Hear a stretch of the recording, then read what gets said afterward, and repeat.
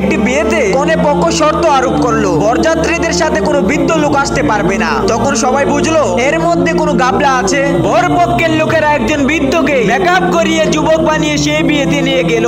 কনের বাড়িতে যাওয়ার পর কনে পক্ষ আরো একটি শর্ত দিল যে প্রত্যেক বরযাত্রীকে আস্ত একটি ছাগলের কাবাব খেতে হবে, না হয় এই বিয়ে হবে না। বরযাত্রীদের সবাই তো বললো মহাবিপদে, আস্ত একটি খাসির কাবাব খাওয়া কি কোনো মানুষের পক্ষে সম্ভব? তখন সেই বৃদ্ধ লোক কি বলল, চিন্তার কোনো কারণ নেই ভাই, তোমরা সবাই খানা আরম্ভ করো, বাকিটা আমি দেখবো। বৃদ্ধ লোকের কথা মতে তারা খানা আরম্ভ করে দিল। এদিকে দিন পেরিয়ে রাত হয়ে গেল, কিন্তু খাসির কাবাব খেয়ে শেষ করতে পারলো না। তখন কনে পক্ষের লোকেরা বলল এই বিয়ে হবে না। তখন হঠাৎ করে সে বৃদ্ধ লোকটি দাঁড়িয়ে বলল, কেন?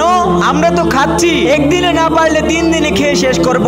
আপনারা তো বলেননি কত সময়ের মধ্যে খেয়ে শেষ করতে হবে, শুধু বলেছেন আস্ত একটি খাসির কাবাব খেতে হবে। এখন এখান থেকে সরে যান, আমাদের খাওয়ার ডিস্টার্ব করবেন না।